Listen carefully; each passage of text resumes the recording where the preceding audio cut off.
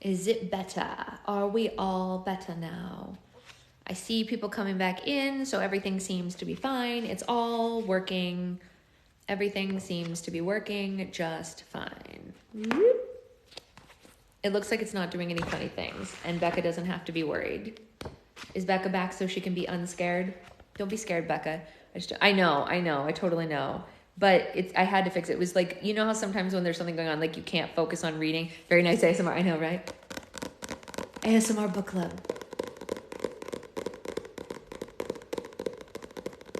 I'm kidding.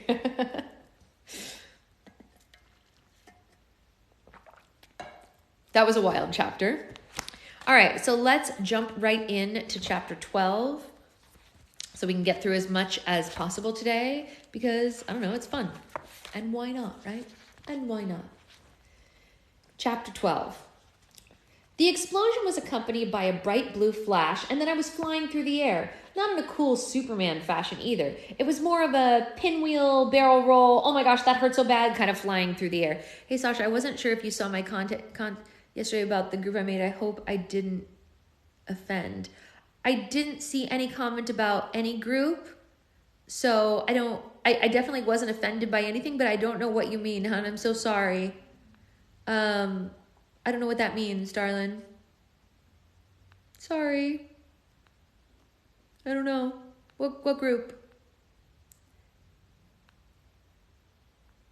Morning, I can't stay today. I'm going to read on my own. How far are we going to read? I don't know. I do it by time, not by amount. So it depends. It depends on how much time it takes me to get through, how long the chapters are. I made a group me to discuss book one. I don't know what a group me is, but people are allowed to discuss books however they want. There's no rules about that, but I don't know what a group me is. I'm so sorry. Yeah, no, I don't know what that is. But I love more people supporting John's book. That all we can hope for is that more people would support his book. It's a great book. We've been having a lot of fun reading it so far, and I hope more people read it. So that only sounds great. Yeah, I just don't know what it is. Sorry. Ooh, jar day. It is jar day. I have a lot of driving ahead of me today. Kaylee! Everybody say hi to Kaylee. Kaylee, we definitely need to talk today if you have time. You have off on Mondays, right, Kaylee? We should chat today because I know you're going through it. But also, everybody say congrats to Kaylee. Kaylee got her 1 year Disney pin, 1 year Disney Making Magic employee pin this weekend. So everyone give Kaylee a round of applause for being an amazing magic maker at Disney World. She got her pin. I work 4:30 to 10:30. Okay, then let's talk tomorrow or whenever. You know what? Why don't you just text me your schedule of when you're free? I don't normally catch the live, so I wanted a group to chat in. It's a texting app. Oh, okay. Yeah, I don't use any kind of texting apps or anything like that, but you're welcome to make a group with all of your friends however you want. There's no rules about that. Yes, congratulations to Kaylee. And in case anyone doesn't know, Kaylee has come on as my fantastic helper assistant. So she helps with listings and stuff for my restocks. So she's doubly awesome, which is why I need to talk to her because she'll be helping with the next restock too. Yay, Kaylee. Okay, let's get back to reading chapter 12 of the Gauntlet. Okay. I landed on my back and slid about 15 feet before hitting something hard. Groaning, I felt it with my hand. I'd hit something concrete. All of the thoughts of the flash grenade forgotten. No, it wasn't a blow your legs off kind of grenade. I rolled onto my stomach and tried to get to my feet, which was accomplished with the aid of the wall in front of me. Chloe, I called, and then a red dot appeared on the back of my left hand, which was resting on the wall. A man, somewhere in the whiteness of the snow, shouted in Russian, and in seconds, more dots appeared. Only these were crawling all over my body, like insects. The next belt of Russian I heard sounded harsh and like it was addressing me. Not knowing what else to do, I held up my hands, placing them behind my head. When my fingers laced together, I felt the cold of my glove and remembered why I was here in the first place. Where the heck was Chloe anyway? Had I alone survived the flash of the grenade and her corpse was freezing in the snow somewhere that I couldn't see? I didn't have time to dwell on this because my attackers materialized from the white blusters of wind in front of me. Man, the visibility was literally about 20 feet. Also something that Chloe could have mentioned before she had me out here freezing away in my $186,000 suit. But since she could have been dead at the time, I shook the thought from my mind. There were 7 of them in total, and dude, but they were wild looking. I'm going to attempt to describe a few of these hellions for you. The first thing that jumped out at me were the helmets. Wicked-looking things with smoky eyes that glowed fluorescent red, with a hose coming from each side of the mouthpiece, running behind their shoulders and attaching to something that I couldn't see. They all wore body armor, which also had sections of it that glowed the same fluorescent red of the eyes. Veins of light pulsing up and down the muscular-looking arms and legs that all met at the center of the chest piece, which illuminated a yellow symbol. Uh-oh. I recognized that symbol instantly. It was a hammer and a sickle crossing. This day was turning out to be a bad one. The 7 demonic-looking men were now standing in front of me, which gave me a chance to get a good look at their hardware. The guns that they were sporting were nothing like I'd ever seen before, and just as I'd hoped deep down inside, they looked freakishly from the future. Russian, Russian, Russian, Russian, Russian, one of them told me, his voice laden with static from the mask. I don't speak Russian, I told him, shrugging my shoulders while keeping my fingers laced behind my head. I don't know if you've ever had the chance to speak with a Russian Darth Vader, so let me tell you, they're really hard to read. Not seeing the face was one reason behind it, and the language barrier didn't help matters. Russian, Russian, Russian? I heard another ask. The man who'd addressed me first was only one of the soldiers who never took his glowing red eyes off me, while the other 6 glanced at each other, exchanged Russian questions and answers to one another. I could tell that they were puzzled by something. Well, at least 6 jabbermouths were, to be sure. The man who decided that a staring match was in order wasn't partaking in the confusing talk, and was starting to feel more nervous about my little predicament. And then Mr. Stair held up a clenched fist, silencing his chattering platoon. He took a step towards me, and I involuntarily took a step back. Or I would have, had I not been up against a concrete wall. Mr. Stair was now close to me. The smell that emanated from the suit was a mixture of a little motor oil, fried motherboard, and a hint of gunpowder. He stared at me, and I returned the menacing stare right back. Although, now that I think about it, I'm pretty sure he wasn't feeling the least bit threatened by me. What can I say? I gave it my best shot, I guess. His right hand reached for his helmet, and I could hear gears gyrating and whining as he did so. It was actually so futuristically nerdy that I got chills when I heard it and instantly knew that if I didn't get killed by this dude, I was definitely going to ask him where I could pick up my own suit before heading home. Mr. Stair tapped at a button somewhere on the right side of his helmet, and with a resounding hiss, a little cloud of steam, the face part rose from the chin, and I got my first real look at his face. When I realized what was happening, I had a few last seconds of thought, was that I wanted this soldier from 2340's face to look like, and I was not disappointed. The first thing I noticed was that his left eye was gone, and had been replaced with what my fanboy mind could only discern as a cyborg one, which glowed yellow. The right eye seemed to be normal, but there were several dark rings around both sockets, indicating that he probably spent more time in his mask than not. His skin was ghostly white, and his features were hard to notice because he seemed to not have any eyebrows. Reaching towards me with an armored hand pulsating with a red glow, he grabbed my chin, the cold metallic fingers squeezing my cheeks together and causing me to draw back quickly and banging my head against the stupid wall. Russian, Russian, Russian? Look, I said I don't speak Russian, I said in agitation. English, okay? For those of you who were around at the beginning of my story, you might be thinking, but Jericho, doesn't your glove decipher language for you? I really hope you guys remember, because it's right then in the snowy hills of 2340, surrounded by ferocious hell troopers making demands in another language, that I, your adorable storytelling amigo, Jericho Johnson, did not remember that. Apparently, Mr. Stair wasn't too thrilled about getting short-fused with him. If slamming of his mask and shouting in orders at his men was anything to go by, well, the 7 of them stalked away, and about 15 feet they turned around cocking their rifles.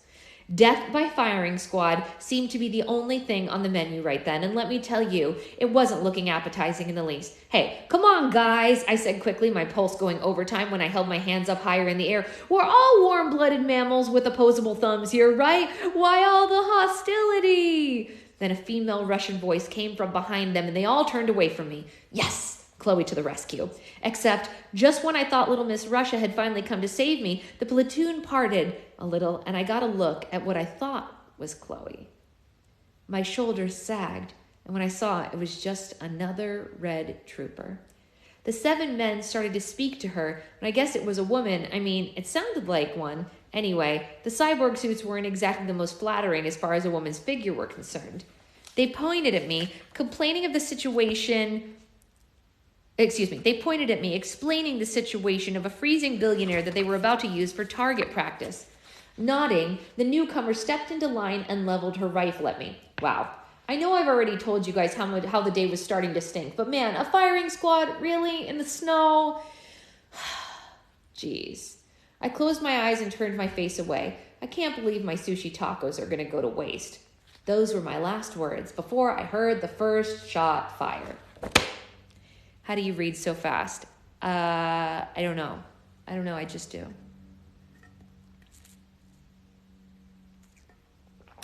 I just do.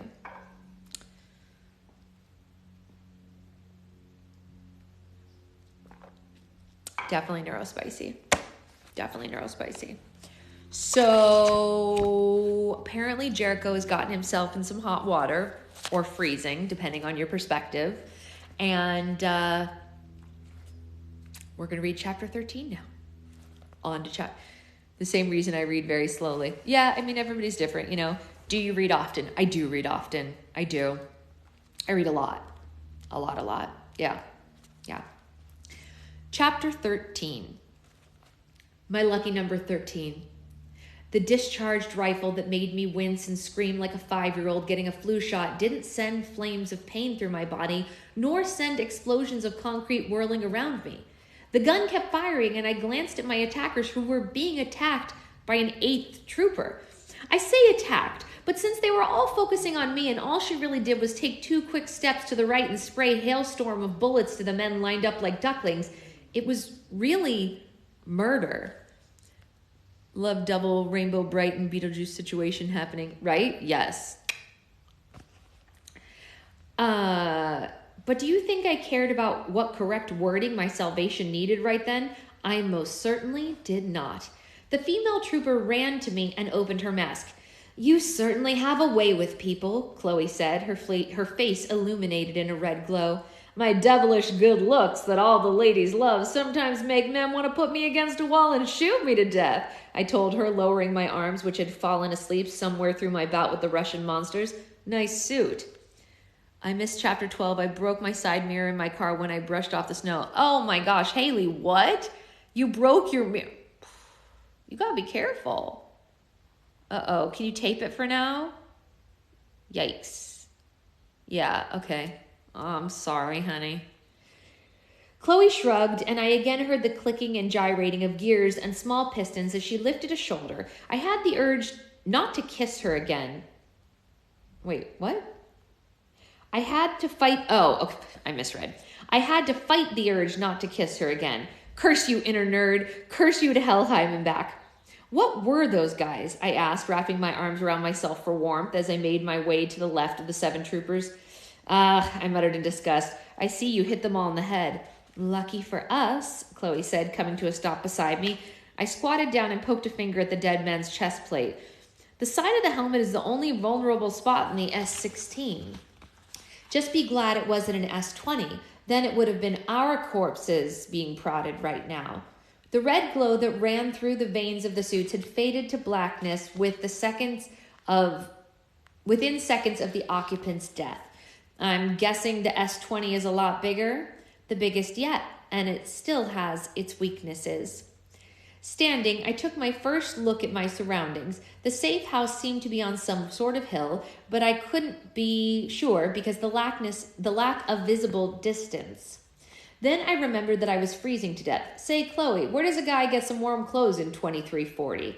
Chloe smiled and tapped an ironclad boot against one of the soldiers she'd just wasted. Let's find one your size, shall we? Instantly, I squatted back down to begin my selection. Best day ever. The inside of the safe house was about as normal as a safe house in the future could be if Chloe's nonchalantness was anything to go by. But to me, it was like the fan-flipping-tastic Starship Enterprise. I already felt amazing strutting around in my new S-16 suit, bending and moving my arms and legs just to hear the awesome sounds that the suit made. Chloe sat down at a desk and was tapping away at a flat projection that floated above it, whilst I was getting used to my new duds. She had given me the rundown on what the S-16 was capable of while she helped me get into one, and my smile and my eyes grew larger with each word that she spoke. I grabbed a random desk and lifted it with one arm. Laughing, I put the desk back down and leapt into the air, touching the drafty ceiling nearly 15 feet high. This is the greatest day of my life, I shouted at the top of my lungs, cutting a perfect no-handed backflip and landing easily. How fast did you say I could run in this thing?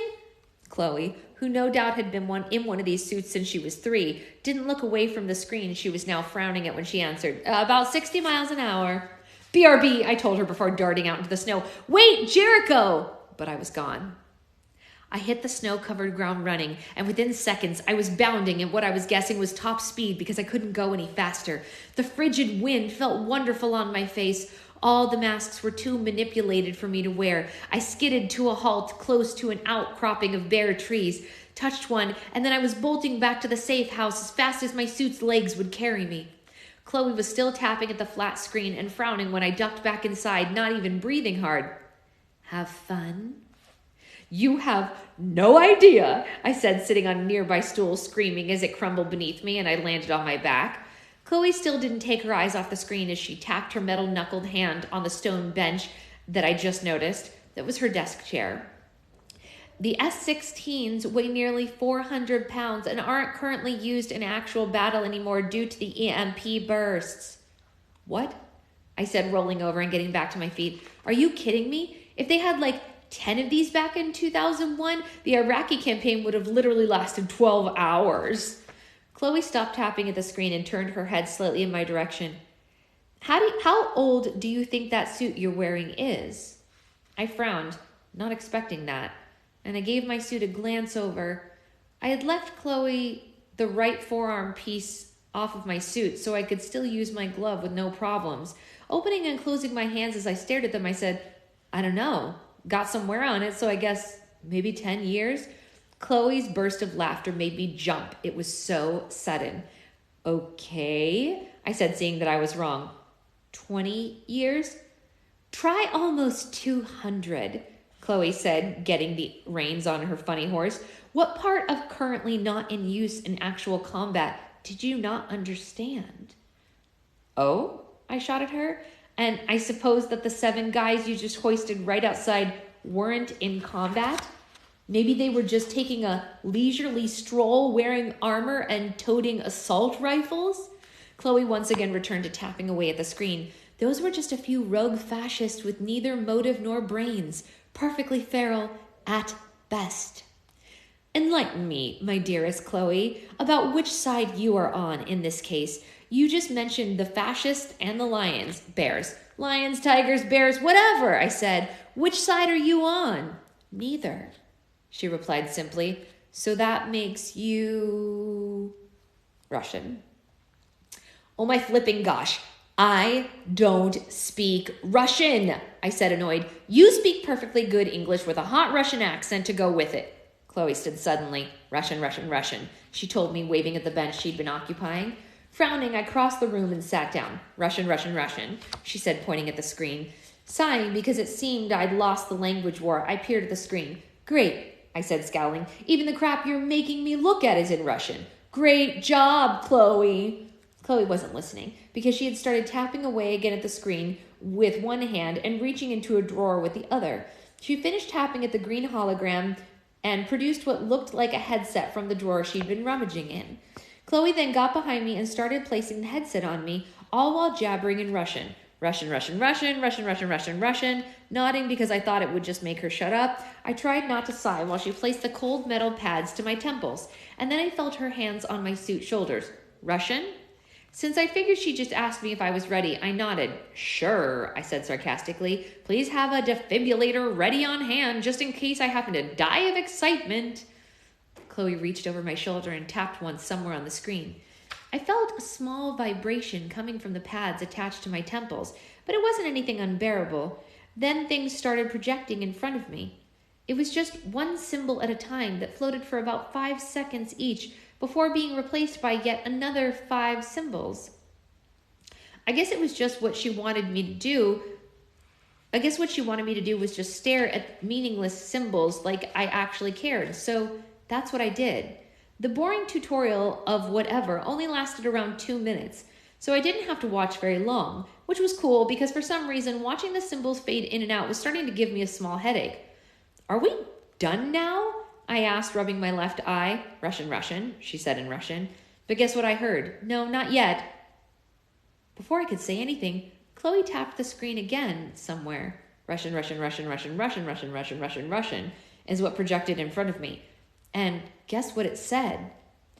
You have just successfully finished the neuroscan of the Russian language. Thank you for participating, I read out loud. Russian, Russian, Chloe said, smiling and clapping her hands together. But the resounding clangs of metal ringing around the room said, Bravo, Jericho. I stood. This was incredible. Bowing low, I said, 'Twas Russian, Russian, Russian, Russian, Russian, Russian, Russian, which translated to, 'Twas nothing, really. How could I take credit for something someone else cleverly engineered? So, yeah, now I was fluent in Russian.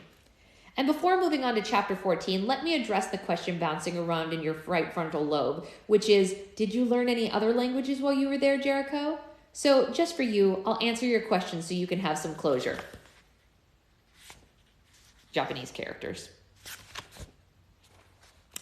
Well then.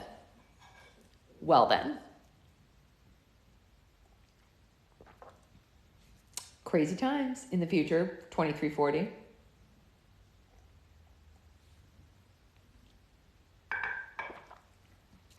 Hello.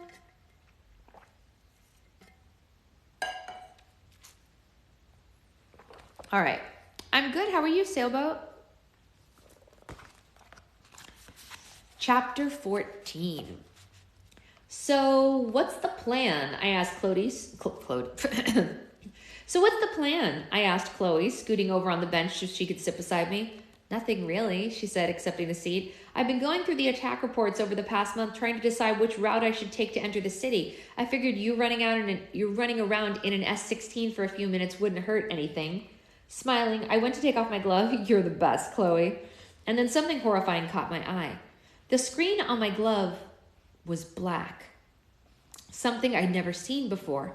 Not being like a laptop or anything, and a lot more in ways than one, meant that I had never actually powered the thing down before. I mean, why would I? It never really did anything but glow and look awesome since I unearthed it on my hiking trip of destiny. Thoughts like batteries or charging, in my defense, were lost on whoever looked at the glove, really, because it just appeared like as futuristic as it was. But I didn't know everything about it, so maybe the battery had finally gone out. Taylor Swift was great. I posted some videos so you all can see. Which wasn't a bad thought, really, because I suppose that if it had run out of juice, running out of juice just before I swapped it for another one was about as good of a time as I could think of. Say, Chloe? Yeah? I hope you got some D batteries for this thing because I'm thinking my copper tops have finally run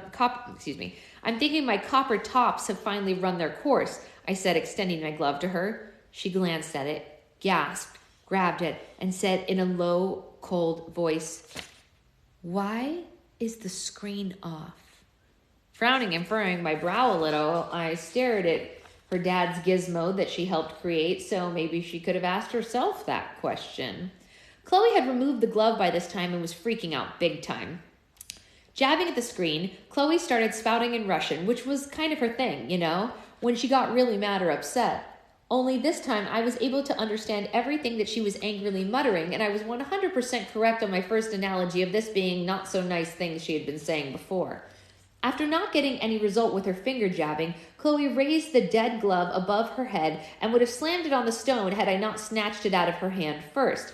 "Easy, Chloe. Chill out, man."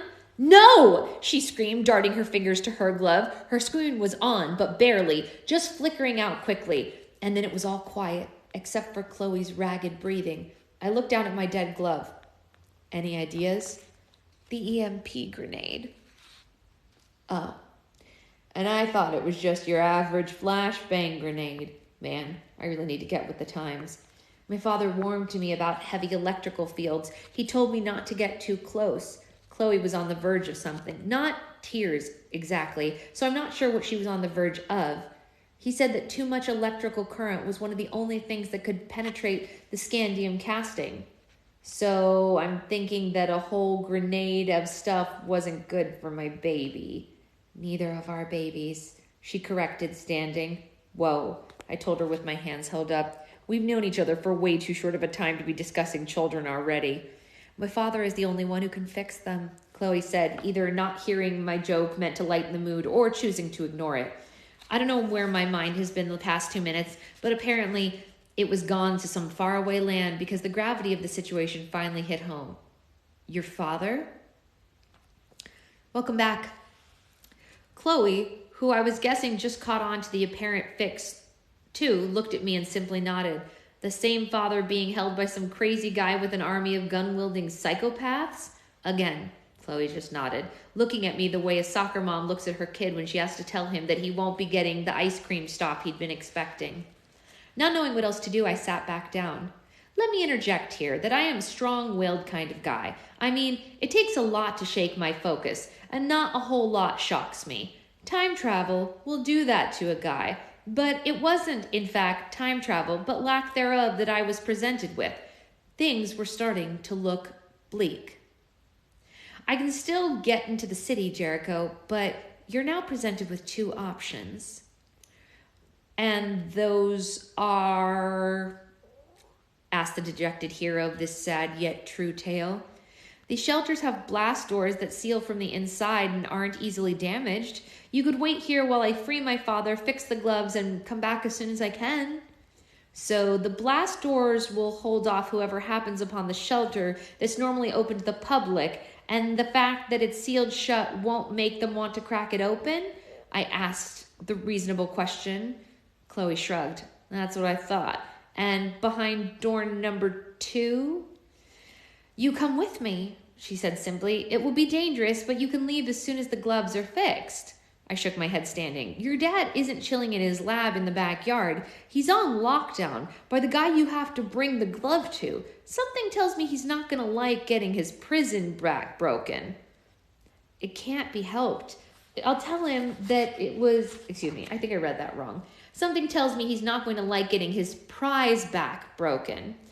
"It can't be helped. I'll tell him that it was damaged in the retrieval and that my father can fix it if it comes to that," Chloe told me, walking to one of the chrome cabinets in the room. When she opened it, I saw that it contained more guns. I'm not planning on coming in the front door anyway. Do you people ever have anything other than deadly weapons behind closed doors? "Most of the time, no," she said, and she pulled out a few of the bodacious assault rifles I'd seen the demon troopers packing. You'll see why in a minute. I caught the rifle she'd tossed to me and turned it over a few times. I'm guessing it works like the guns back home, like point and fire at the baddies, squeeze the trigger. Chloe walked back to me and gave me the rundown on my new piece, showing me how to turn the laser sight on and off, how to reload, how to switch to the frag launcher. I nodded throughout the lecture on ballistics, watching her. "What?" she asked after she'd finished and noticed me staring at her. "You're very attractive when you spout all your gun knowledge." I wasn't ready for the punch that she delivered to my shoulder in what I was hoping was the same way most girls punched guys in the shoulder. You know, like the whole giggling, "Oh, stop it, you handsome man, you." But since we're both rocking the S16s, Chloe's playful punch was heard more than felt, and the sharp steel on steel sounded like the room after she delivered it. Resounded the room after she delivered it. Good, I said, cocking the assault rifle. Glad to see that I'm not the only one who's hitting on someone around here. Eye roll. Also, no more soft cast, but I do have an MRI this week. Oh, gosh. Well, let us know how that goes. Chapter 15. What? Chapter 15 already? Jeez. As thrilled as I am about how fast this amazing little memoir is going, I have to say that 15 was like the absolute worst age of my life. I mean, it was my first year of college, and when I was made fun of for being the youngest guy in the room and other uncomfortable stuff like that. Anyway, I figured since I hate 15 so much, and since it is my memoir, I'm just going to go ahead and skip this chapter. Is that good with everyone? Cool. Moving on. That was the whole chapter 15. And chapter 16 is only one page, so I think we can finish that before 8. Chapter 16. What are you doing? I shouted at Chloe as she jumped over me, bolting as fast as her suit would carry her towards the behemoth of machinery that occupied the center of the street, still spraying bullets everywhere with 2 massive guns attached to its forearms. Scrambling to my shaky feet, I monkey crawled deeper into the alleyway, screaming like a lunatic while concrete exploded all around me. Once deeper, I figured that I'd take a break and revise the situation, but apparently the S-20s had other plans for me as the walls around me started getting hit too. Unflipping believable, I grumbled, getting to my feet as I dashed down the snow-ridden alleyway. Although the suit was amazing, I was still breathing hard and my heartbeat was like the bass drum at a death metal concert. Leaping to my left, I kicked off the brick wall and shot to the opposite wall, which I ran up like a ninja, the heavy feet of the suit digging into the wall with each step. When I reached the top, I kicked off again, landing on the other building before bolting to the edge of almost 15 feet away, skidding to a stop and peering down at the battle. Chloe was kneeling in front of the mech, her hands behind her head, as the 20-foot machine from hell took the last step, stopping in front of her. Wow, that was fast. And here I thought she was the only one who was saving the day. Oh well, no one lives forever, they tell me. Wait, okay, I get it now. You guys are totally lost because I skipped chapter 15, aren't you? All right, fine. I'll go back and tell you 15, but only because I can't stand gaps. Remember that. This is for me, not you. I don't even know you. That's pretty funny. That's pretty funny. You got to give him that. Funny, funny, funny guy. Oh, John. All right. That is all for today because I have a ton of work to get done today. I will see you all later. And I'm going to announce the names of the icebergs shortly. So stay tuned for that video because I have decided their names. Yeah. I'll see you all later.